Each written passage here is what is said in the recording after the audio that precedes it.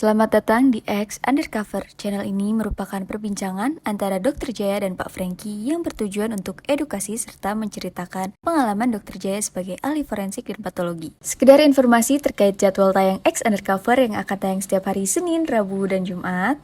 Maka dari itu, untuk mendukung channel ini agar selalu memberikan tayangan yang informatif dan edukatif, kalian bisa dukung kami dengan cara like, comment, subscribe, dan share. Dan selamat menonton!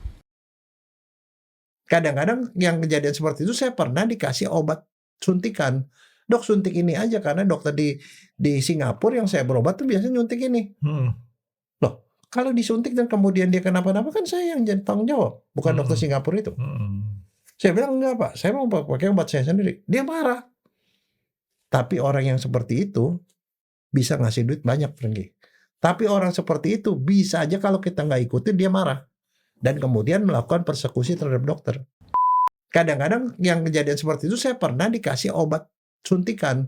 Dok, suntik ini aja, karena dokter di Singapura yang saya berobat tuh biasanya nyuntik ini. Loh, kalau disuntik dan kemudian dia kenapa-napa kan saya yang jadi tanggung jawab, bukan dokter Singapura itu. Saya bilang, enggak Pak, saya mau pakai obat saya sendiri. Dia marah. Tapi orang yang seperti itu bisa ngasih duit banyak, Franky. Tapi orang seperti itu bisa aja kalau kita nggak ikutin dia marah. Dan kemudian melakukan persekusi terhadap dokter. Kemarin dok, kalau kira-kira tanggal berapa ya? Pas saya besoknya mau ke Jogja. Jogja itu ada, saya punya anak dari sana, dari Kupang. Sebenarnya bukan Kupang sih, lebih tepatnya tuh. Kupang sebelah kanan sedikit daerah timur. Nah, biasanya kalau saya ke sana, dokter dia tahu makanan yang paling enak, bukan paling enak, yang enak lah. Sei. Tapi sei yang mana dok? Sei. Enggak, tapi orang-orang ada juga yang nggak tahu. Sei itu dagingnya digantung-gantung gitu, diasepin begitu kan. Iya. Jadi dagingnya kering. Setengah basah. Iya, setengah basah. Jadi sei itu apa? Sei apa sei? Saya nggak tahu sebutannya, tapi saya bicaranya sei ya. Karena sana juga orang-orang biasa bacanya ngomongnya sei. Sei itu kira-kira ini dendeng. Ya, dendeng, kalau dendeng kan itu tipis. Enggak, satu lagi kalau dendeng kan dikasih bumbu, ketumbar segala macam, itu nggak pakai bumbu. Pakai. Hah, masa sih? Pakai, cuman dipotongnya itu dibikin kayak tali. Iya. Kebayang kan? Itu sih yang dipotong bikin kayak tali itu, kebayang kan? Sakitnya bukan main. Orang mah dipotong kotak-kotak, itu dipotong panjang-panjang. Terus itu dikasih apaan sih? Kan kalau dendeng kan pakai ketumbar segala macam. Kalau itu pakai apa? Kayaknya saya nggak liatin ada kasaran-kasarannya gitu loh. Enggak, mungkin direndam kali ya. Saya nggak gitu. Mungkin cairan mungkin kali saya ya. nggak gitu tahu juga. Tapi setelah dipotong panjang-panjang, digantung di atas kompor ya? Bukan kompor. Apa sih? Kayu bakar. Oh. Nah, kayunya itu nyala terus. Betul. Kayunya sendiri juga ada kayu, istilahnya mungkin disebutnya kayunya daerah situ khusus kayunya. Memang kalau kita ke sana, kalau saya ke Kupang itu ada 2 tempat yang biasa saya makan di situ. Satu aroma, satu lagi bambu kuning. Tapi saya lebih senang ke bambu kuning. Karena bambu kuning kita makan pakai keringat, Dok. Kenapa? Nggak ada AC-nya, Dok. Nah, tapi di sana panas ya. Lumayan panas kan. Iya. Tapi yang saya salut sama anak-anak saya yang di Kupang situ, kita makan, ayo pesen, sei berempat misalnya nih dok, atau berenam lah ya. Sei-nya 3 kilo. Saya pikir 3 kilo. Ya udah saya biarin aja, mereka kan pesen tuh sei 3 kilo. Tapi mereka sih memang orangnya doyan makan ya. Doyan makan. Makannya kuat, nasinya banyak ya. Nah, itu hal kedua yang mengejutkan saya. Jadi kalau kita makan setengah kilo, saya sih nggak habis setengah kilo, biasanya habis itu saya kasih ke anak-anak saya gitu kan. Yang lebih mengagetkan saya, nasi dikasih dalam tempat nasinya tuh yang model kayak zaman dulu tuh. seolah-olah dipindahin tuh tempat nasi ke piringnya, Dok. Piringnya tuh Jadi banyak. gunungnya gunung tinggi ya, Gunung Rinjani itu yang Tapi dipindahin. iya, Rinjani bukan. Apa? Apa laki lah gitu kan daerah situ tuh. Nah, Nggak, jadi Rinjani lebih gede, Frank. Rinjani kan di Lombok. Iya, enggak, tapi Nah, maksudnya lebih tinggi, gedenya itu. iya, tinggi. Nah, jadi yang saya senang apa? Walaupun banyak tapi mereka bisa habis. Gitu. Loh, Habis segitu banyaknya. Kamu setengah kilo habis. Nggak. Kalau saya sih nggak bisa, 200 gram aja udah belenek, Frank. 200 gram nggak berasa. Kita bisa lebih dari 200 gram. Kita kayak kalau steak itu kan 200 gram standarnya. Ngajak lah. 200, 300 udah nggak bisa. Nanti bolehlah saya ajak ke situ. Ya, ada anak saya di Kupang banyak kok. Nah, yang kemarin datang tuh dari daerah Keva. Si siapa? Saya lupa namanya. Yohanes Meko. Nah, dia punya farmnya, marganya Meko namanya. Nah, itu dia punya anak saya satunya lagi di sana, si Evan. Saya bilang sama si Meko itu, lagi rame ya? Iya katanya, iya Bapak lagi rame. Nah, terus kejadian itu gimana sebenarnya? Ada ceritain deh tuh, yang ramenya itu. Yang kamu dengar apa? Kapan, Dok? Kapan yang saya dengarnya? Ya itu soal kejadian itu. Oh, saya pikir sekarang. Kalau sekarang saya dengar suara Dokter Jaya.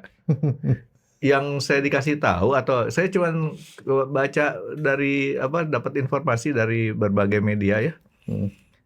Ada kasus dokter muda, wanita yang katanya dipersekusi verbal.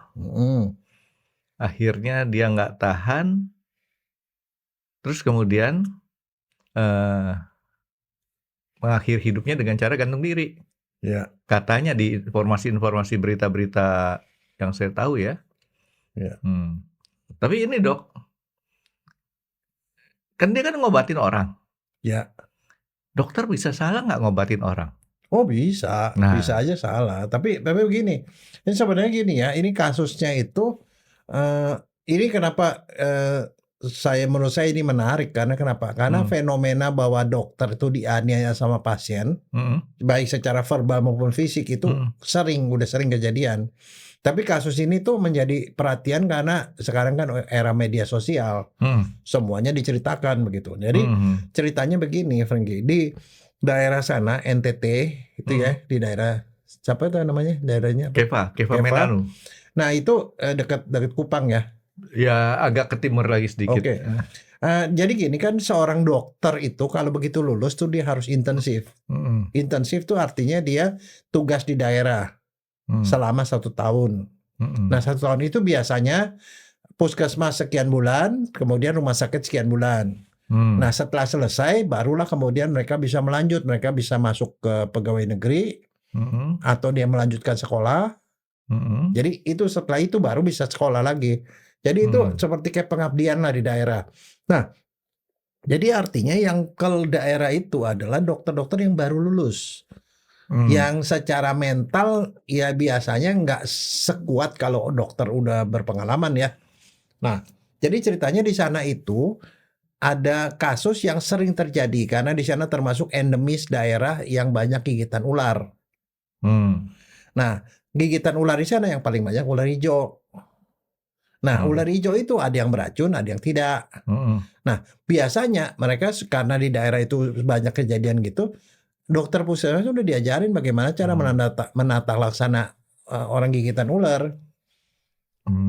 Diajarin. Ada gigitan yang cuma lokal doang, diobatin lukanya doang, is okay, no problem. Tapi kalau ada ular hijau yang berbahaya, beracun, biasanya itu racunnya itu menyebabkan perdarahan. Itu dokter PTT sebutnya? Intensif. Kalau sekarang dulu PTT. Dulu betul PTT Dok ya? Dulu PTT. Sekarang? PTT itu bisa 1,5 tahun sampai 3 tahun. Kalau sekarang intensif 1 tahun. Oke. Nah, 1 tahun. Lama ya? Oh, lebih cepat ya? 1 tahun dulu 3 tahun ya? 1 tahun. Nah, dia itu di sana udah tahu tata laksananya begitu, dan di sana tuh sudah ada pokoknya kalau ini mesti begini-begini. Jadi nggak semua orang yang digigit ular hijau itu harus dikasih bisa ular, anti bisa ular, Oh, serum anti bisa ular. sabu. Yang dikasih sabu itu kalau dia sampai kena seluruh tubuh. Nah, gejalanya kalau yang beracun itu ular hijau itu adalah perdarahan. Jadi dua kategori racun ular itu, ada yang racun neurotoksik, bikin orang jadi lumpuh. Yang kedua bikin perdarahan. Kalau kena ada racunnya. Perdarahan seluruh tubuh semuanya, bisa keluar darah dari mata, hidung, segala macam, pokoknya gitu ya, perdarahan. Nah, kalau yang ular hijau itu perdarahan. Tapi dalam tata laksananya yang diajarkan ke dokter-dokter itu, jadi ada petunjuknya, jadi ada SOP-nya. Kalau dia cuma lokal doang, tidak menimbulkan gejala ke seluruh tubuh, itu cukup perawatan lokal. Nggak usah import, Dok. Terus disuntik, paling dijahit dan segala macam gitu-gitu loh. Terus diberikan support terhadap tanda-tanda vital. Nah, kalau dia sistemik baru dikasih bisa ular. Tapi ngebedainnya gimana? Ya gejalanya dong. Kalau gejalanya. sistemik sakit, lemas, pokoknya ada gejalanya, ada kriteria dan semua dokter tuh tahu. Nah, ceritanya dia tuh sebagai dokter yang sudah tahu itu, dapetin kasus itu. Menurut dia tidak perlu dikasih serum bisa ular. Karena kalau serum bisa ular dikasih, kalau orangnya normal, bisa syok. Ada resiko. Kebalikannya. Tapi kalau orang yang memang racunnya sistemik dikasih itu bisa sembuh. Nah, artinya kan itu keputusan ada di tangan dokter, dan namanya diagnosis sama terapi itu urusan dokter kan. Nah, biasanya untuk diagnosis itu kalau di daerah sana, kalau orang digigit ularnya biasanya mestinya kalau bisa ketangkep itu paling baik. Karena dari jenis ularnya kita bisa tahu nih beracun apa enggak. Selain dari gejala di pasiennya. Kalau saya sih cuma bisa ngobatin yang ular digigit itu. Ada ular, Dok, nggak berbisa sama sekali. Bisa saya obatin. Cuman agak kesel. Diapain? Ular tangga, Dok. Itu nggak berbisa, kalau dipatok cuma turun doang. Oke. Nah, jadi ceritanya si dokter itu menilai dengan pengetahuannya dia bahwa ini tidak perlu serum anti bisa ular karena tidak sistemik, cuma lokal. Nah, anggota keluarga dari si korban ini adalah anggota DPRD. Pokoknya anak pejabat, keluarga pejabat lah ya. Nah, mereka memaksa untuk dikasih serum bisa ular. Si dokternya nerangin, tidak mau ngerti. Nerangin, nggak mau ngerti. Akhirnya diancam, dimaki-maki. Kita nggak tahu apa yang dimaki.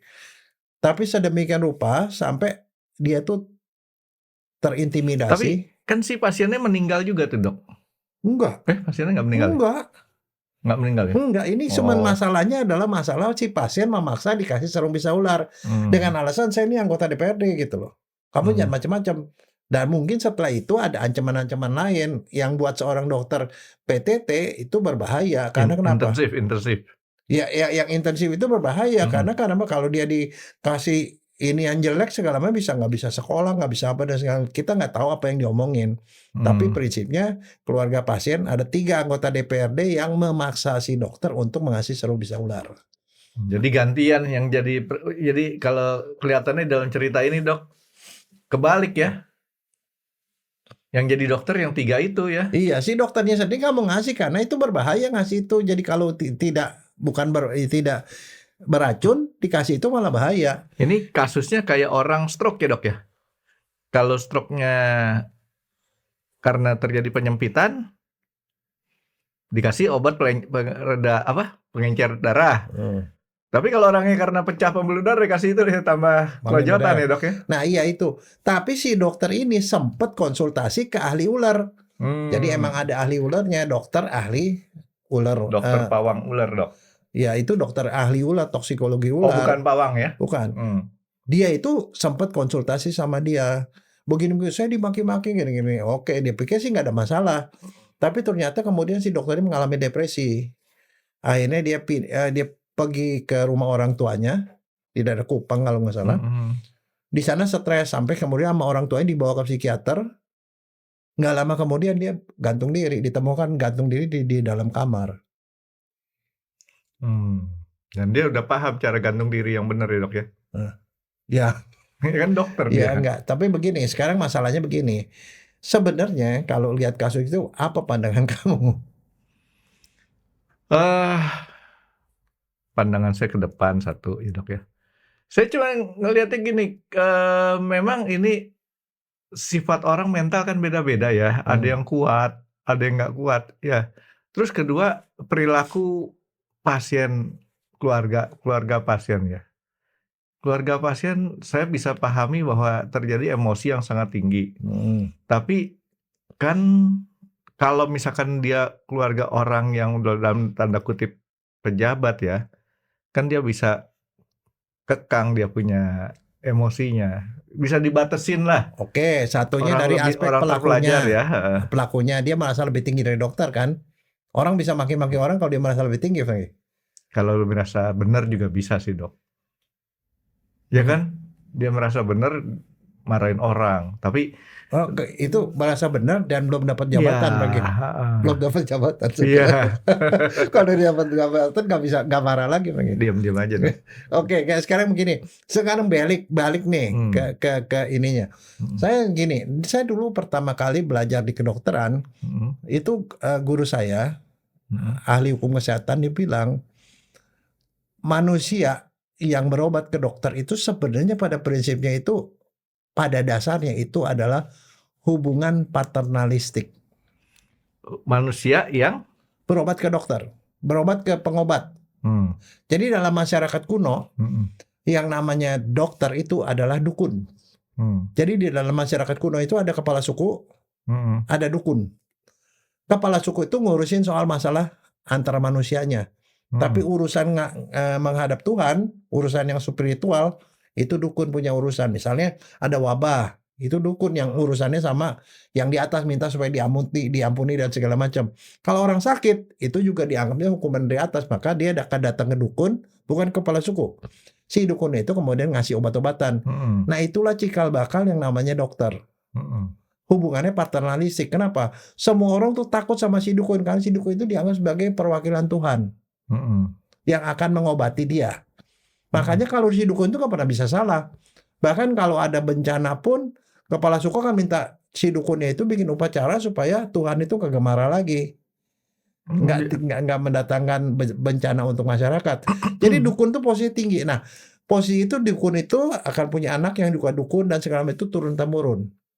Tapi dalam ke dunia modern, dukun itu beralih dari turun-temurun menjadi orang yang sekolah. Orang sekolah kedokteran, maka dia menjadi dukun di dalam masyarakat. Makanya kedokteran itu termasuk salah satu profesi yang paling tua dan masyarakat hormat sekali sama dokter. Jadi nggak bahkan mungkin dia seandainya pun dokter ngobati orang, kemudian meninggal, itu dia bilang oh Tuhan belum berkenan, bukan salah dukunnya. Jadi dokter tuh tidak pernah salah, prinsipnya itu paternalistik. Dokter itu selalu dianggap selalu berbuat baik, mengikuti apa yang Tuhan ajarin, dan dia itu berbuat baik. Jadi dokter nggak pernah salah. Walaupun makanya dokternya laki-laki nih dok ya. Ya, dia tidak pernah salah. Makanya tidak ada yang namanya orang menggugat dokter pada waktu itu. Sehingga misalnya itu masih kental di waktu saya masih dulu lulus kedokteran pertama kali.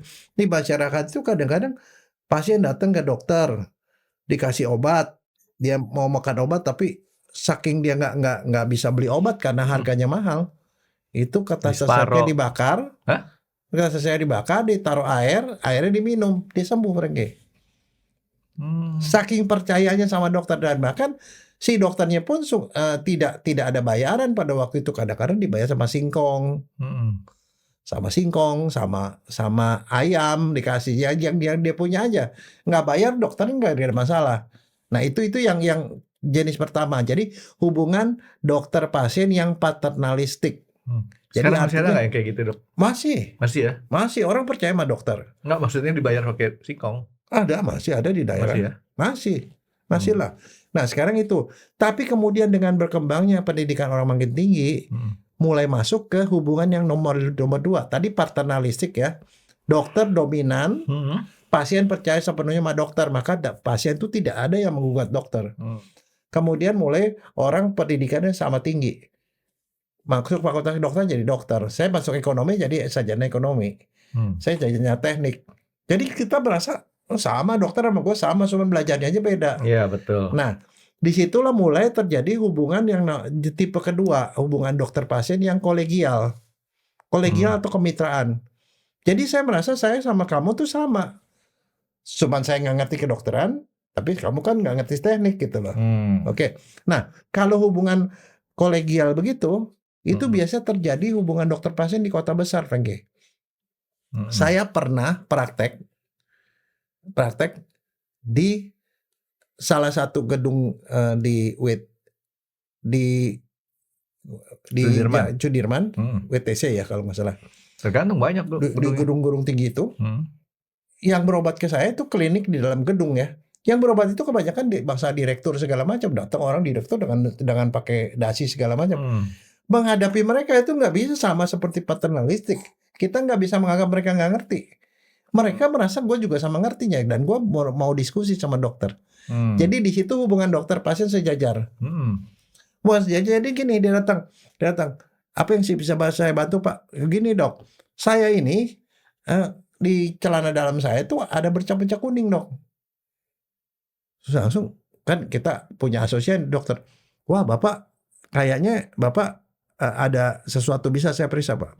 Begitu periksa, begitu dipegang kemaluannya keluar seperti nanah di ujungnya. Dia bilang Pak, kayaknya bapak penyakit kelamin deh. Yang pertama kali dia tanya apa? Apa dasarnya dokter ngomong begitu? Karena dia udah diskusi, dia merasa sama pintar nih. Apa dasarnya? Sebentar Pak, saya ambil swab. Jadi menghadapi mereka juga memang begitu. Ambil swab dari pakai cotton bud, saya taruh di mikroskop, itu di gelas objek, saya tutup, saya warnai, saya lihat di mikroskop. Ketemu tuh ada benda-benda yang bentuknya seperti ginjal, seperti itu kacang mete. Dua biji. Pak, nih Pak, ini diplococcus Pak. Itu gonore Pak. Gonore apa sih dok? Itu infeksi kuman. Kuman itu sepasang-pasang kayak gitu Pak. Nah ini artinya Bapak bisa melakukan hubungan seks Pak. Yang Bapak ketularan. Jadi gimana dok? Ya Bapak ya harus disuntik Pak. Kasih antibiotik. Ini bisa sembuh Pak dengan disuntik sekali. Nanti saya kasih obat minum juga. Saya kasih resep. Resep. Dia pegang. Ini. Google. Dok, ada nggak obat yang lebih mahal dok? Yang lebih bagus? Kenapa dokter kasih yang itu? Jadi sampai terapi pun kita discuss sama dia. Kalau udah sepakat, dok, jangan yang murahan lah dok, yang ada mahalan. Resep. Nah, orang-orang seperti itu, orang yang merasa sederajat sama dokter, itu kalau dokternya rada-rada kurang pintar dari dia, itu bisa digugat kan? Karena dia juga punya kepintaran. Tapi dokternya juga harus ngeladeni dia seperti itu. Nggak bisa bilang, bapak nggak tahu apa-apa lah. Pokoknya bapak minum aja deh, percaya sama saya. Nggak bisa gitu. Itu cuma bisa dilakukan pada yang paternalistik. Nah, itu yang hubungan yang kedua. Jadi di situ pasien itu merasa sederajat dengan dokter. Dia bisa konsultasi sama dokter, ngomongin diagnosis, ngomongin terapi, dan bahkan memilih dokter mendingan kasih yang ini, gitu. Diskusi. Tapi yang belakangan lebih jauh lagi. Orang yang merasa lebih tinggi dari dokter. Pasiennya merasa lebih tinggi dari dokternya. Namanya engineering model. Jadi dokter pasien, si pasien merasa lebih tinggi dari dokternya. Gue lebih pintar. Kenapa? Gue ini anggota DPR. Gue ini pengacara. Gue bisa tuntut lu loh. Makanya itu yang terjadi di kota-kota besar. Termasuk kejadian yang itu. Bahwa si pasien itu datang ke UGD. Bisa aja dia bilang gini. Awas ya jangan macam-macam. Saya ini polisi. Saya ini anggota DPRD. Saya ini pengacara. Kalau sampai dokter bisa melakukan salah pengobatan, saya akan gugat dokter. Emang bisa digugat? Loh, dia merasa lebih tinggi. Tapi sekarang gini, ini kalau yang sampai menggugat-gugat gitu ya, ada yang dalam kondisi yang tahapannya lebih rendah sedikit, Pengge. Saya pernah sekali waktu saya jaga di satu rumah sakit di Jakarta, di Jakarta Utara. Jaga malam kan, kebetulan di rumah sakit itu yang jaga malam di UGD saya. Malam-malam, Frankie. Nggak malam banget sih, jam 8 lah. UGD lagi kosong. Tiba-tiba datang Pak supir UGD. Dok, tolong dok. Kenapa? Ada orang sakit dok. Mana pasiennya? Di rumah dok. Ya nggak bisa lah, bawa aja ke sini saya bilang. Nggak bisa dok. Dia ada di rumah. sakitnya apa sih? Kan karena saya tanya sakitnya supaya kita mau bawa obat kan. Iya. Dia bilang, saya sakitnya ada di rumah. Rumahnya di mana? Dekat lah dok, di belakang katanya. Saya cuma membayangkan orang sakit terus dia bilang mencret. Mencret. Kalau orang mencret sakit terus nggak bisa jalan, ya boleh aja, mungkin aja kan di rumah kan. Karena kebetulan di situ di UGD nggak ada orang. Saya bilang susternya, suster jaga di sini ya. Saya ke sana sebentar, saya bawa obat-obatan. Maksudnya dikasih pengobatan di sana. Nanti kalau misalnya perlu dirawat baru saya kirim ke rumah sakit kan. Itu namanya extension service namanya, Frankie. Jadi pelayanan rumah sakit untuk daerah sekitar. Saya pergi ke sana. Sampai di sana masuk ke rumahnya gede, Frankie. Orang kaya nih. Judulnya orang kaya nih. Masuk ke rumahnya gede. Masuk ke dalam. Di ruang tamu ada orang yang lagi nonton TV. Kaki naik ke atas meja. Selamat malam Pak. Siapa yang sakit? Saya katanya. Dia lagi di meja situ. Dia kakinya naik ke atas meja sembari makan cemilan. Yang sakit siapa? Saya. Loh Bapak kan ini. Ya saya udah mencret dok 3 kali katanya. Dokter periksa aja. Ya udahlah, walaupun saya gondok pergi. Artinya kan tuh sebenarnya lo bisa datang ke rumah sakit kan. Terus saya tanya, Bapak kenapa nggak ke rumah sakit? Dok, lagi tanggung filmnya katanya. Nah, artinya dia merasa lebih tinggi. Dia punya hak untuk memanggil dokter. Oke. Nah, gini. Terus udah gitu, periksa. Pak, kayaknya sih nggak apa-apa Pak. Saya kasih suntikan, saya kasih obat. Udah gitu. Terus baru saya mau ngeresepin. Dia masuk ke dalam. Dia ambil kertas resep. Dok, ini resep dari Singapura. Saya kalau mencret sama dokternya dikasih obat ini. Itu aja dokter resepin. Nah, satu, dia memaksa dokter untuk datang. Merasa dia lebih berkuasa. Dia kemudian menentukan obatnya. Saya bilang, Pak, setiap dokter itu punya ilmu beda-beda. Kalau saya ngasih yang itu, obat itu, saya nggak bisa jamin karena tergantung kepercayaan sama obat itu kan. Kalau menurut saya obatnya yang ini Pak. Oh enggak dok, yang ini manjur dok. Dokter suruh resepin aja itu. Emang di Indonesia ada tuh? Ada obatnya. Tapi masalahnya bukan soal ada nggak ada, bisa nggak bisa, Frankie. Kadang-kadang yang kejadian seperti itu saya pernah dikasih obat suntikan. Dok suntik ini aja karena dokter di Singapura yang saya berobat tuh biasanya nyuntik ini. Loh, kalau disuntik dan kemudian dia kenapa-napa kan saya yang jadi tanggung jawab, bukan dokter Singapura itu. Saya bilang enggak Pak, saya mau pakai obat saya sendiri. Dia marah. Tapi orang yang seperti itu bisa ngasih duit banyak, Frankie. Tapi orang seperti itu bisa aja kalau kita nggak ikutin dia marah dan kemudian melakukan persekusi terhadap dokter. Oh, jadi orang-orang dalam tanda kutip yang pengen perlakuan khusus loh dok ya? Iya, jadi artinya hubungan dokter pasien tuh ada yang dokter adalah lebih tinggi, itu paternalistik yang awal. Kemudian kemitraan dia merasa sama jagonya sama dokter. Jadi semua yang dokter kasih harus didiskusikan sama dia. Satunya lagi dia merasa lebih tinggi dari dokter. Sehingga dokternya itu bisa diperintah-perintah, bisa disuruh-suruh, macam-macam. Terus apa sanksinya dok kalau diminta datang tapi dokternya nggak mau? Oh dia pasti marah.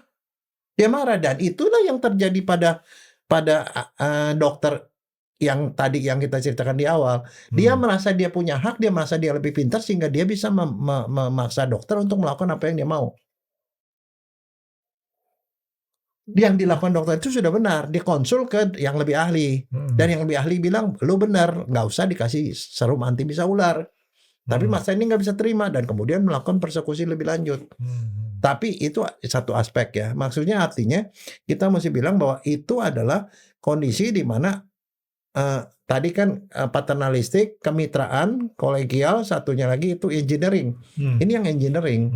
Nah, lebih sering nggak begituan? Sering, Frankie. Saya pernah sekali waktu gini, kan saya jadi konsultan di rumah sakit. Sekonsultan hukum. Jadi kalau ada kejadian di rumah sakit, saya ditelepon. Jadi ceritanya begini, ada seorang pengacara. Pengacaranya ini terkenal, seringkali sukses menggugat dokter, Frankie. Sukses menggugat dokter. Dan dia pernah ngomong gini, saya tidak percaya dokter di Indonesia, dia bilang. Saya tidak percaya dokter Indonesia. Terus ngapain dia Dia berobat bilang di begini, Indonesia? saya tidak percaya dokter Indonesia, kalau berobat pun saya berobat ke Singapura. Itu dia ngomong. Bahkan dia bilang, saya punya uang dana abadi yang saya taruh di bank, saya akan pakai untuk menggugat dokter-dokter yang melakukan malpraktek. Dia bilang. Namanya begitu. Nah, sekali waktu keponakannya tabrakan, masuk ke salah satu rumah sakit yang saya jadi konsultannya. Dia masuk ke UGD, belum diobatin yang sakitnya itu, dia bilang, saya tidak percaya dokter Indonesia begini-begini, saya pengacara gini. Nah, dokternya ketakutan karena belum kerja aja dia sudah diancam-ancam akan digugat, Rengge. Akan digugat. Dokternya kan ketakutan, lapor ke direktur. Direktur tanya ke saya, "Dok, kalau kasus seperti itu apa yang harus kita lakukan?" Jadi gimana dok kalau orang ketemu orang yang susah dikasih ajak ngomong gitu? Nah, itu kan bisa kita ganti itu tadi pengacara, bisa diganti dengan anggota DPR, anggota DPRD, bisa siapa saja lah yang siapapun. Nah, susah dia pokoknya yang ngomong. merasa dia cukup kuasa sehingga mengancam-ngancam dokter untuk itu. Saya bilang begini, pada prinsipnya hubungan dokter pasien adalah hubungan perdata yang harus dilakukan dengan suka sama suka. 13-20 harus ada sepakat, suka sama suka. Jadi artinya dia tidak ada tekanan. 3S lah dok ya. Nah, sekarang kalau misalnya dokter itu mau melakukan kerjanya, kerja dokter itu kerja yang penuh resiko. Artinya kan dia ngobatin orang kan nggak menjanjikan pasien pasti sembuh kan. Pasiennya bisa sembuh, bisa masih sakit, sembuhnya belakangan. Bisa juga tidak sembuh kalau datangnya terlambat kan. Bisa juga meninggal kalau juga memang penyakitnya gawat sekali. Nah, saya bilang karena dokter tidak bisa menjanjikan hasil, maka kalau dokter mau melakukan apapun, dia tuh perlu kebebasan. Kebebasan namanya profesi. Dia bebas untuk mendiagnosis, bebas memutuskan, dan kemudian bebas memberikan terapi. Pada saat seorang dokter mau melakukan itu, ini perjanjian perdata nih. Dia dalam kondisi diancam. Saya akan gugat dokter kalau dokter begini. Maka dokter itu dalam kondisi tekanan. Dia bisa aja memberikan terapi yang salah. Bisa mendiagnosis yang salah. Maka pada kondisi gitu saya bilang, dia tanya itu direkturnya, boleh nggak menolak pasien? Saya bilang boleh. Loh, perjanjian itu dokter belum melakukan apapun. Sekarang coba bayangin, kamu mau melakukan sesuatu untuk menolong pasien, tapi belum apa-apa udah diancam. Kan dokter ketakutan, bisa salah. Saya bilang, Bapak bilang aja, Bapak silakan berobat ke rumah sakit lain karena saya tidak bisa melakukan kerja saya, profesional saya, kalau dalam kondisi tekanan. Diomongin begitu, terus nggak gitu-gitu kan Bapak bilang di TV bahwa Bapak tidak percaya dokter Indonesia, Bapak bawa ke Singapura. Akhirnya mulai melunak gini. Ya udahlah dokter gini kan ini tidak mungkin begini harus gitu. Akhirnya habis itu bilang, saya akan terapi tapi Bapak jangan mengancam-ngancam saya. Yang saya lakukan pada waktu itu, yang saya minta ke dokternya, lakukan pertolongan pertama. Karena kalau darurat tuh harus ditolong. Darurat pertama, setelah kedaruratan selesai, dokter sendiri yang memutuskan mau lanjut ngobatin apa enggak. Karena tugas dokter itu selesai pada waktu dia melakukan untuk pertolongan pertama, emergensinya. Setelah gitu silakan bawa ke Singapura atau kemanapun. Nah, itu yang saya ajarkan ke murid-murid Fakultas Kedokteran yang itu. Tapi kan kadang-kadang yang datang jadi dokter dari berbagai macam kelompok yang mungkin tidak tough mentalnya, Frank. Ya, yang ini kan kebetulan yang kasus kemarin kita lihat di berita-berita itu seorang wanita dok. Wanita 27 tahun, mungkin juga orang yang jarang kena tekanan mental seperti itu. Ya ada dua hal sih, satunya itu bullying dari si pasien, keluarga pasien. Yang kedua, mental dokternya juga tidak terlalu kuat, tapi dia sudah benar, Frankie, sudah berobat ke psikiater, tapi ternyata tidak menolong. Jadi udah sempat berobat ya? Berobat, dan udah dikasih obat, tapi rupanya tidak tertanggulangi. Tapi itu menjadi satu kasus yang harus menjadi perhatian, karena kenapa? Kekerasan terhadap dokter itu banyak, Frankie, kenyataannya. Tapi yang sampai parah seperti itu ya baru itu. Ya, jadi dalam kasus kayak gitu dok, si dokter ini boleh menolak pasien setelah lewat masa kritis, bukan masa kritis, Enggak, tapi kalau pertolongan dari pertama. dia belum melakukan pertolongan sudah diancam, sebenarnya dia bisa menolak, Franky. Kan itu belum terjadi apa-apa. Tapi kalau belum ada ancaman, dia harus nolong itu ke gawat daruratannya. Kalau tidak terjadi ancaman nih dok, saya coba membahas kasus yang agak beda. Belum terjadi ancaman, pasien datang pasrah, ditolak, bawa ke rumah sakit lain. Enggak bisa. Nggak boleh. Orang gawat darurat itu harus ditolong. Karena ada satu kasus yang tapi nanti lah dong kita bahas. Kasusnya tuh kira-kira orang ketabrak, kemungkinan besar ya, harapannya tipis, rumah sakit itu nolak. Nggak boleh itu nggak boleh ya. Nggak boleh. Jadi dok, dalam kedaruratan hukumnya wajib. Jadi gini, pada saat dia datang belum ada belum ada ancaman, belum ada apa segala macam. Setiap pasien yang datang ke rumah sakit, ke UGD, wajib ditolong untuk penyelamatan nyawa. Kalaupun dia tidak ada keluarganya, tidak punya uang muka, tetap harus dilayani. Itu undang-undang yang ngomong lagi. Kalau dia tidak melakukan pelayanan atau tidak menolong, itu dia bisa kena ancaman hukuman. Nah, tetapi kalau dia belum diapa-apain sudah ngancam-ngancam dulu, itu dokter bisa menolak. Dia bisa menolak, silakan aja pergi ke, karena dokter itu tidak bisa bekerja dalam kondisi jiwanya tertekan gara-gara dia diancam-ancam segala macam. Saya bilang begitu. Nah, itu juga berlaku. Nah, sekarang masalahnya itu sering nggak sih? Itu bukan cuma di klinik, Franky. Itu tadi ceritanya itu ada dia dilakukan persekusi secara verbal, diancam-ancam. Tapi ada juga yang orang sampai dipukul, Franky, di UGD sama pak keluarga pasien. Dokter dipukul? Iya. Pernah tuh ada di TV tuh? Pernah. Dan satu nggak pernah lagi. Saya pernah ngalami sendiri di tempat di bagian forensik itu diubrak-abrik, disandera dokternya. Sendiri nih dok? Apa rame-rame? Rame-rame. Dokter disandera dan kemudian dikuasai kantornya selama 2 hari. Tahun 90-an. Jadi ceritanya begini, ini cerita nih ya, cerita. Jadi bagian forensik FKUI tahun 90-an, 2000-an awal dah. Nah, jadi begini. Ceritanya ada seorang preman ditusuk orang. Terus surat dari polisi minta dia diotopsi. Ya, kalau polisi perintah ini ya kita harus otopsi dong. Iya. Nah, ceritanya keluarganya tidak setuju. Orang dari timur nih. Timur lagi ya. Terus? Dia keluarga tidak setuju. Nah, kebetulan dia tuh ada dari daerah yang sama, Franky. Flores. Mirip itu. Nah, terus kemudian kebetulan lagi gitu, dokternya coba nerangin nggak masuk karena mereka rupanya tidak bisa berbahasa Indonesia. Siapa? Keluarganya. Susah. Di Jakarta? Iya. Nggak bisa bahasa Indonesia? Iya, keluarganya. Ini kan meninggal. Agak ini aja.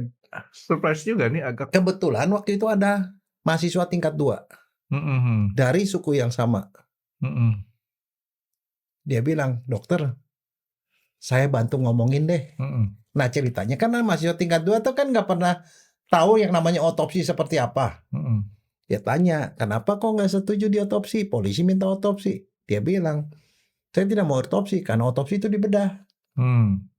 Dibedah. Terus dia bilang, enggak lah Bu, otopsi itu bukan dibedah, cuma diperiksa doang luarnya katanya. Akhirnya karena diceritain begitu, kita kan nggak tahu dia ngomongnya pakai bahasa daerah. Bahasa Tetum. Nggak tahu. Banyak tuh dok di daerah situ, banyak bahasa. Dia ngomong bahasa gitu. Dan si mahasiswa ini tidak ngomong ke kita apa yang dia omongin. Langsung katanya ada persetujuan otopsi. Dia tekan. Diotopsi lah. Diotopsi lagi. Selesai. Terus kemudian dibawalah ke rumah duka Carolus Ke seberang. Nah di rumah duka Carolus, keluarganya waktu mandiin dan segala macam dilihatin kok ada bekas jahitan di sini. Tidak sesuai dengan yang diomongin, katanya cuma diperiksa luar aja, nggak dibedah. Nah, masalah kemudian timbul, keluarganya mempertanyakan. Terus kemudian datang preman yang adalah bos dari si orang yang meninggal itu. Dia tidak senang dilakukan otopsi, tapi belakangan kita tahu dia tidak senangnya kenapa? Karena dia itu tidak dikasih tahu sama keluarganya bahwa mau diotopsi. Padahal si kepala preman itu pernah ada anak buahnya juga yang tusuk-tusukan seperti itu diotopsi dan dia tidak kenapa-napa. Jadi dia tersinggung karena kenapa sebagai bosnya dia tidak dikasih tahu gitu loh. Nah itu ketersinggungan dong. Itu ya. Tapi kemudian dia ngamuk dan kemudian dia bilang, dokter forensik itu mengambil organ dalamnya. Karena habis diotopsi perutnya kempes. Kan ini dibelah, ini kan dijahit lagi, kan udaranya hilang, kempes. Jadi organnya diambil, katanya dipakai buat transplantasi organ. Dia ngamuk gitu sampai kan jadi setelah selesai di otopsi kan diformalin. Kalau formalin kan jadi keras, kaku gitu. Akhirnya terpaksa kita ngirim. Karena dituduhnya seperti itu, kita bilang, oke, yuk kita lihat. Bawalah ke dokternya datang, dibuka. Ini Pak, jantungnya ada, parunya ada, ditunjukin gitu. Tapi tetap nggak puas. Tiba-tiba jadi ceritanya gini ya, itu kejadian soalnya mungkin kan ditusuk satu kali aja udah mati, kenapa masih dibuka lagi gitu dok ya? Nah ceritanya habis begitu, saya kan nggak tahu, saya ada lagi di lantai 2 nih, ini kejadian otopsi di lantai 1 kan. Lantai 2, saya tidak apa-apa, saya pulang. Besok paginya, itu bukan saya yang otopsi, bukan jadi saya nggak tahu apa-apa, saya nggak tahu menahu soal kasus itu. Saya pulang ke rumah, besok paginya kan saya masuk kantor. Begitu sampai di tempat itu, karci parkir itu saat parkir itu, dia bilang, dokter dari forensik ya? Iya. Dok, jangan masuk kantor dok, kantor lagi dikuasai sama preman, dia bilang. Jadi kemana? Semua staf forensik ada di bagian di dekan, katanya di lantai di gedung yang lain. Situ, wah semuanya tuh pada ngumpul tuh, dosen-dosen. Di sana udah dikuasai 2 hari pergi. Jadi dari kemarin sampai sehari itu dikuasai sama preman. Itu kamar otopsi dihancurin, berantakin. Nama dokter dicoret-coret. Ada di situ kan ada di tempat tata usaha diberantakin. Diotopsi sama dia tuh. Itunya apa? Timbangan organ berantakan semua. Udah dicoret-coret segala macam. Nah, kemudian setelah gitu baru kita tahu salah seorang dosen senior saya mau diotopsi sama si kepala preman tadi. Nah, dia dipegang gini-gini langsung dibaringin di kamar di meja otopsi. Udah dipegang pisau gini. Akhirnya kalau dia ngelawan gitu, akhirnya sempat digebuk. Nah si dosen itu kan karena luka dibawa ke RSCM untuk divisum. Jadi ada penganiayaan, ada penguasaan terhadap kamar otopsi dan segala macam. Tapi akhirnya kemudian kita panggil polisi nggak ada yang datang, 2 hari. 2 hari kemudian baru ada yang turun kayak gitu terus aman. Akhirnya baru kita masuk. Wah, kita udah ketakutan semua karena nomor HP kita tuh di situ yang ada di tata usaha segala macam udah diambil lagi. Kamar otopsi berantakan. Timbangan hancur. Nah, tapi begitu besoknya kita bikin laporan dong. Laporannya 2, 1 penganiayaan terhadap dokter. Yang kedua perusakan terhadap instansi pemerintah, ya dong, dan penguasaan terhadap ini. Saya yang disuruh lapor, saya lapor ke Polres Jakarta Pusat tuh, di Keramat. Saya lapor sana. Waktu saya lapor sini, di sini tuh ada orang yang preman-preman itu lagi diinterogasi. Saya di sini ngelaporin mereka bahwa mereka melakukan gitu loh. Padahal sih saya takut-takut juga. Tapi saya tuh orang yang paling muda, yang paling gampang dibully juga di departemen. Jadi yang saya disuruh ngelaporin, padahal mestinya kan yang lapor masih yang lebih senior dong. Itu namanya dikasih kepercayaan, Dok. Tapi ada satu, Franky, satu yang berkesan mas saya. Jadi yang suruh ngelapor tuh 2, saya sama satu dokter teman saya perempuan. Kita ngelapor 2, lapor yang satu ngelaporin yang itu, terus ada yang satu yang dosen yang ngelaporin dia dianiaya. Kita minta ditemenin satu orang teman saya kita, staff juga, seorang sarjana hukum, badannya gede. Begitu sampai di sana nggak lama kemudian begitu dilihat sekelilingnya tuh adalah orang-orang yang kita laporkan, dia bilang, gue pulang dulu ya katanya. Dia tinggal, ya udahlah kita tahu lah maksudnya. Kalau kondisi kayak begituan ya kita tahu orang walaupun badan gede juga mungkin nggak. Dia alasannya apa? Mau nganter ini yang si teman saya yang perempuan itu, gue mau nganter dia pulang katanya. Saya ditinggal sendiri situ, cuma gari-gari juga. Tapi ya, tapi maksudnya saya cuma begini ya. Di dalam dunia kedokteran itu yang namanya pelecehan atau persekusi terhadap dokter tuh banyak terjadi. Biasanya oleh orang-orang yang masih lebih tinggi. Lebih tinggi apa? Mungkin lebih tinggi karena pendidikannya tinggi, mungkin karena posisinya tinggi, atau merasa dia punya kuasa. Biasanya itu adalah anggota legislatif, pengacara, itu yang paling sering, Franky. Paling sering ya? Ya, kalau udah seperti itu, ya kita bilang, ya udah. Makanya kalau gitu maksudnya gini, kadang-kadang kita tuh kalau ketemu sama yang kayak gitu-gitu, kita nggak punya kekuasaan, Franky. Cuman ya paling bilang saya bilang ya, kan kita tuh melakukan kerja profesional. Kita nggak bisa bekerja di bawah tekanan. Baik tekanan secara verbal, apalagi kalau secara fisik. Secara fisik seperti itu kan itu membuat kita nggak bisa bekerja. Dan kalau kita nggak mau kerja bisa. Jadi sampai begini ya, ada beberapa kali kejadian orang mau digali kubur atau mau diotopsi. Keluarga tuh ngamuk. Kalau saya ngamuk keluarganya yang kagak mau. Ya yang kan kita melakukan otopsi itu atas perintah penyidik. Ya. Sekali waktu gini, ini kejadian nih Franky ya. Ini saya sendiri itu yang alami. Polisi minta diotopsi. Keluarganya tidak mau. Ya, tapi tetap harus saya laksanakan dong. Itu siang-siang. Begitu kan kamar otopsi itu tidak boleh dimasukin oleh orang non dokter ya. Koas boleh. Dikunci. Saya lagi otopsi gitu kan dia masuk lewat belakang, dia tata usaha visum tuh di kamar mayat.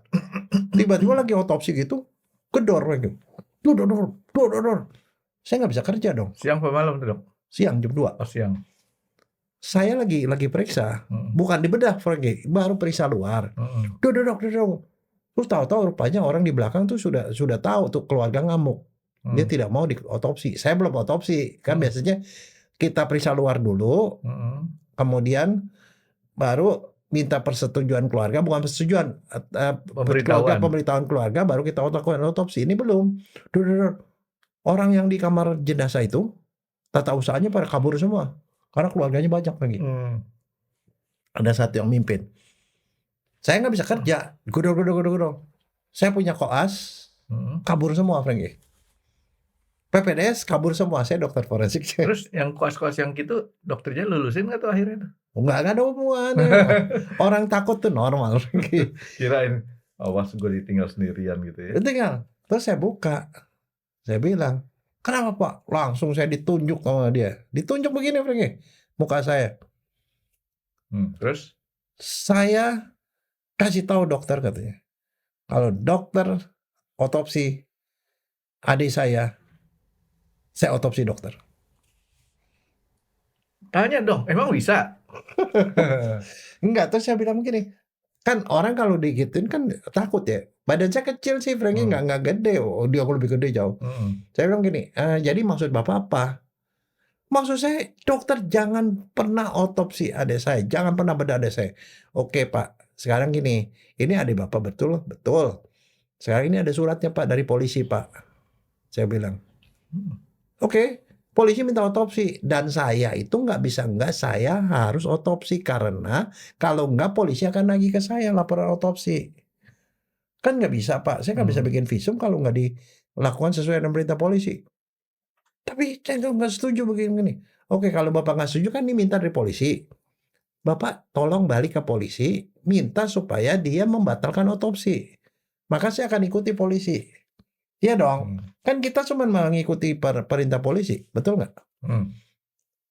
Nggak mau katanya. Pokoknya dokter jangan itu. Oke, kalau Bapak nggak mau, nggak ada masalah. Saya boleh bawa pulang ke adik saya. Boleh, saya bilang. Silakan aja, kan ini adik Bapak. Tapi begini Pak, mayat ini titipan polisi. Titipkan ke saya supaya saya periksa. Udah selesai periksa baru saya kasih ke Bapak. Tapi ini kan saya belum selesai periksa. Berarti ini titipan polisi ini Bapak ambil paksa dari saya. Saya kan harus bertanggung jawab ke polisi bahwa saya bukan ngasih ke Bapak, tapi Bapak yang memaksa. Nih Pak, ada surat pernyataan. Saya sudah bikin surat pernyataan. Saya bertanya ibu ini, namanya ini keluarga kakak dengan ini membawa pulang mayat secara paksa. Tapi saya bilang, saya begini Pak, ini Bapak tanda tangan sini, berarti Bapak yang tanggung jawab. Jadi saya nggak disalahin polisi. Saya nggak bakal bikin surat. Tidak ada visum, tapi ada satu Pak, orang meninggal harus ada surat kematian. Saya mesti kasih surat kematian ke Bapak, supaya Bapak bisa ngubur. Tapi kalau Bapak bawa pulang, saya nggak bisa ngasih karena pemeriksaan saya belum selesai. Jadi saya tidak kasih surat kematian. Bapak juga tidak akan dapat surat untuk asuransi atau apapun. Dan satu visum juga saya tidak buat. Tetapi sebagai bertanggung jawab saya polisi, Bapak tolong tanda tangan. Dia tanda tangan. Tapi saya bilang, tanda tangan gini nanti urusan Bapak sama polisi ya, bukan sama saya ya.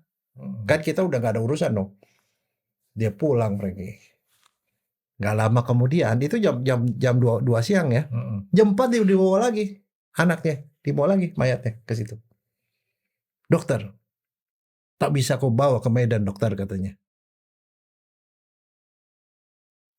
Kenapa? Karena dia minta surat kematian. Dokter kasih, saya bilang saya gak bisa kasih. Kan saya udah bilang sama Bapak. Dia bilang, jadi bagaimana? Saya mesti kubur di Medan. Dia bilang, ya kalau mau dikubur di Medan ya silakan aja Bapak cari dokter yang bisa ngasih surat. Nggak ada dokter yang mau ngasih surat. Karena kasus itu kan kasus polisi. Akhirnya, dokter, silakan otopsi dokter. Daripada saya nggak bisa bawa pulang. Nah, untung orangnya masih mau nggak ngotot. Banget ya dok ya. Tapi abis itu marah lagi Franky. Kenapa? Pada waktu itu, kalau pagi otopsi, tidak bayar Franky. Waktu itu. Bukan sekarang ya. Kalau setelah jam 2 itu bayar karena itu dianggap luar jam kerja. Kenapa masih bayar dokter? Kan tadi tidak bayar. Ya kalau Bapak mau nggak bayar nanti besok pagi di otopsinya. Akhirnya dia bayar Franky. Jadi artinya sekarang sebenarnya begini. Itu karena sebenarnya ada mereka itu tidak tahu ya yang namanya semua dokter atau apapun melakukan kerjanya itu sesuai dengan SOP. Ada SOP yang harus dijalankan. Kalau SOP nggak dijalankan ya kita nggak bisa kerja. Dan kita nggak bisa kerja kalau di bawah ancaman. Makanya pada kasus itu saya ngajarin ke mahasiswa ya. In case kamu dapat kasus seperti itu, yang kamu harus lakukan sama seperti saya. Kalau dia mau maksa, silakan dia bawa pulang. Tapi bikin surat pulang paksa. Dengan surat pulang paksa gitu-gini. Nah jadi misalnya contoh nih ya. Ini saya nggak tahu ya. Tapi misalnya contoh kalau in case seperti itu. Dokter mau melakukan A. Si keluarga minta B. Dia memaksa. Kita terpaksa melakukan. Suruh bikin surat pernyataan. Dengan ini saya memaksa dokter untuk memberikan ini. Kalau terjadi sesuatu atas dasar pemberian itu, maka saya tidak akan menyalahkan dokter. Kalau dia nggak mau bikin surat juga dok. Dia nggak bisa dong. Kan dokter nggak bisa dipaksa. Kita bukan bawahannya dia. Walaupun dia anggota DPR, dia bukan. Jadi bukan kalau dia nggak mau tanda tangan surat, diambil paksa, artinya ya dia silakan berhubungan sama polisi kan. Urusannya beda. Dan kita nggak bisa ngasih dia. Saya bilang, adik Bapak ini adalah titipan polisi. Nggak mungkin saya serahkan Bapak sebelum saya periksa. Karena belum diperiksa, maka akibatnya adalah saya tidak akan kasih surat. Kalau nanti ada urusan asuransi, saya tidak akan bisa ngisi. Ya kan? Satu lagi, kalau visum tidak ada. Artinya kalau si pelakunya misalnya itu nanti mau dihukum, dia tidak bisa dihukum karena sebab matinya nggak ketahuan kan? Iya. Tapi kalau Bapak tetap memaksa pulang, silakan. Tapi ada surat bahwa Bapak memaksa dibawa pulang. Segala resiko dia tanggung. Kan artinya dia yang akan menanggung resikonya dengan urusan dengan polisi, bukan kita yang memberikan barang yang dititipkan polisi ke orang yang tidak berhak kan. Jadi kalaupun dia nggak pakai tanda tangan suratnya, dianggapnya nyolong gitu dok ya? Iya. Nah itu yang terjadi. Tapi kan maksudnya saya nggak semua dokter tuh punya keteguhan tuh untuk melakukan itu. Jadi sebenarnya si dokter tadi tuh kembali ke kasus tadi, kalau dia memang dia terpaksa dipaksa, mungkin itu saya cuma kata-kata. Tapi kalau sampai ke fisik, dia terpaksa melakukan. Kalau menurut saya sebenarnya bisa. Silakan aja buat surat pulang bahwa dia yang memaksa dokter untuk memberikan obat itu. Kalau terjadi sesuatu dia yang tanggung, bukan dokternya. Dokter makannya apaan sih dok? Hah? Apa? Makannya? Bukan. Kok bisa pinter begitu jawabnya dok? Bukan, karena saya kelahiran tanah tinggi, Frank. Oh, enggak. Kalau tahu makannya apa, suruh koas-koas, kamu makan ini aja. Enggak, tapi itu sebenarnya tergantung mental, Frank. Mental itu yang saya bilang kan, ada dua hal ya. Satu, pasiennya sendiri yang abuse. Yang kedua, si dokternya sendiri mentalnya kurang. Ya. Tapi kan mental kurang itu juga tergantung itu penekanannya sampai seberapa. Ya, mungkin seberapa parah. Tergantung si backgroundnya si dokternya juga nih dok. Ya, atau background keluarga pasiennya tadi. Kan kayak tadi saya bilang, kalaupun dia seorang dalam tanda kutip anggota dewan, harusnya kan dia kan punya pendidikan lebih tinggi, sadar akan hukum gitu dok. Enggak, justru itu orang berpendidikan tinggi itu belum tentu sadar hukum. Nah misalnya contoh yang marah-marah itu pengacara kan dia ngerti hukum, Frank. Tapi ada satu masalahnya, orang yang sekolah hukum belum tentu ngambil mata kuliah hukum kesehatan, Frank. Jadi dia tidak tahu juga bahwa tapi itu kalau orang hukum kesehatan pasti kuliah di hukum gitu ya. Iya. Apalagi kalau saya ngajar kan saya kasih tahu dok lagi. Nggak boleh ngancam-ngancam dokter lah. Lah kamu kan tergantung ke sebuah apa enggak, dan dokter itu kan tidak bisa menjanjikan hasil. Awas kalau nanti kalau kenapa-napa saya gugat. Loh kalau gitu ya saya nggak mau ngapa-ngapain. Kalau ngasih kue sama dokter boleh nggak dok? Hah? Ngasih kue sama dokter? Dok ini kue dok gitu. Enggak, kalau ngasih kue sebagai ucapan terima kasih karena berhasil diobati boleh aja. Enggak, sebelumnya nih dok. Enggak lah. Dikasih kue. Itu namanya termasuk penyuapan. Oh. Enggak, soalnya di dalam kue itu ada arsenik ya dok. Enggak, tapi maksudnya saya gini ya, itu kesian lah dokter-dokter ini kan, karena sekarang ini saya lihatin dokter sekarang yang lulus tuh makin muda loh, Franky. Di FKW itu ada yang 23 tahun sudah jadi dokter. 23. Dokter praktek nih ya? Iya, dokter lulus fakultas kedokteran. Kan kalau zamannya saya dulu esket. Bukan dokter, udah dokter. Udah dokter. Udah 6 tahun. Bukan hanya esket ya. Jadi yang lulus tuh kalau angkatan saya dulu paling muda 26 tahun, Franky. 25, 26. Sekarang itu 23, 22 kalau tuh udah ada yang lulus. 23 tahun mah, kalau saya sekolah kedokteran bisa dok. Karena lulus kan 17. Iya itulah makanya ada beberapa orang yang muda karena akselerasi di SMA kan. Nggak masuknya duluan dok. Saya lebih muda daripada atau malsuin tanggal lahir ya, tahun lahir ya. Ada caranya. Enggak, tapi yang itu ada yang muda-muda itu. Nah yang muda-muda itu kelihatannya kan kalau buat keluarga pasien, ini dokter baru lulus gitu. Jadi ya. Sebenarnya waktu angkatan kita lebih gampang dok. Cukup begini aja dok. Kalau begini nyampe keterima, ya kan? Mungkin anak-anak sekarang nggak ada yang tahu dok. Saya begini buat apa? Tapi itu penampilan juga memang cukup, Frank. Makanya ada beberapa orang yang kalau ininya terlalu muda, begitu lulus dokter dia miara kumis, Frank. Biar kelihatan lebih tua. Gitu. Ya mungkin. Oke, jadi dalam kasus ini dok, yang kita mau bahas adalah jangan sampai ada penekanan sama dokter gitu ya. Biarin dokter bekerja dengan nyaman, gitu kan dok ya? Nyaman dan profesional. Ya, Tidak mungkin profesional kalau dia tertekan. Dan dokternya juga harus profesional. Yang kedua, dalam kasus tertentu korban dokter bisa jadi korban. Ya, karena nggak semua dokter punya keteguhan hati, jiwanya yang cukup kuat. Ya, ini tadi contohnya itu adalah verbal. Bisa juga fisik, Franky. Yang fisik juga sering terjadi, Franky. Fisik tuh di TV pernah saya liatin tuh. Seorang dokter dipukul sama keluarga pasien. Nah, itu kan lebih parah lagi tuh ya. Akhirnya kan wah, nggak tahu lah hasil akhirnya gimana, tapi beritanya sampai beberapa kali sih masuk TV itu. Nah, kalau kayak gitu, Dok, apakah itu masuknya ke ranah mana? Pidana. Pidana dong. Pidana penganiayaan. Jadi makanya kalau pada kasus seperti itu ya dokternya jangan ragu untuk pergi ke rumah sakit untuk termasuk yang cuma sekedar verbal, Dok. Iya. Kekerasan verbal itu juga pidana. Iya, kan kekerasan itu bisa kekerasan verbal, kekerasan fisik, dan kekerasan seksual. Itu bisa diadukan. Cuman mungkin kalau yang namanya verbal gitu ya mungkin visumnya itu dari psikiater mungkin. Dokter forensik juga bisa kemudian dirujuk ke dokter psikiater. Karena dampak dari penganiayaan verbal itu adalah di kejiwaan. Ya harus penilaian secara kejiwaan loh.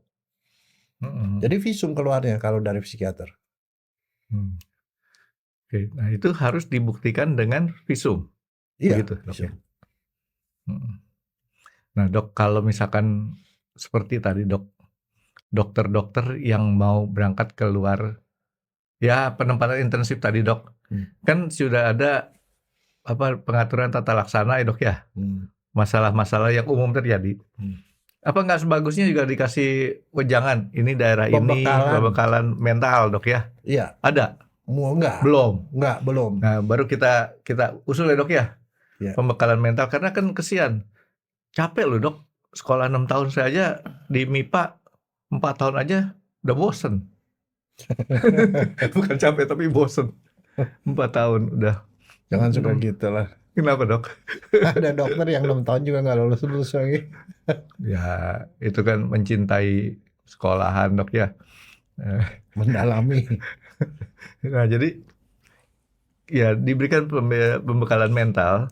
Karena kayak tadi ini dan kan satu lagi pengetahuan hukum juga, Franky. Ya itu yang tadi saya bilang, ada bagusnya kan dia sadar akan hak-haknya. Terus kemudian kalau terjadi kekerasan verbal seperti itu, nah ini saya mau tanya sama Dokter Jaya, kalau ada kekerasan verbal seperti itu, langkah apa yang harusnya diambil, Dok? Sebenarnya pada waktu itu di setiap rumah sakit itu ada yang namanya security, Franky. Panggil security, pihak security yang bekerja, Franky. Nah, kalau misalnya terjadi kekerasan verbalnya itu setelah kejadian, setelah ngobatin misalnya, ya nggak apa-apa, tetap harus bisa dilaporkan kan? Artinya untuk supaya beban itu berkurang, adakan pelaporan gitu, supaya meringankan beban di kepala ya, Dok ya.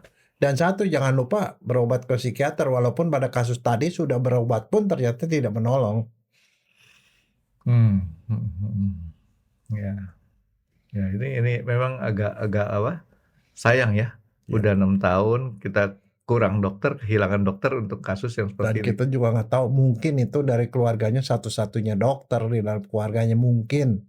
Kan gimana menyesalnya dia kan gara-gara itu. Iya. Sebagai orang tua sih nggak akan pernah ada, Dok, mau ngelepas anak duluan, karena bisa udah nggak gila aja udah bagus lah, Dok. Iya. Oke, Dok, jadi dokternya udah kasih tahu ya saran-sarannya kalau saran seperti itu, dan kita juga usul adakan pembekalan mental, dan artinya juga kalau terjadi contoh kasus ini, maka jalan keluarnya tuh sudah dikasih jalan-jalannya gitu, Dok ya.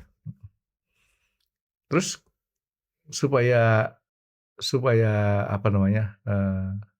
Tapi kan ini yang saya mau ngomong tuh sebenarnya supaya nggak terjadi lagi. Tapi kan daerah-daerah tertentu memang sulit, Dok. Iya.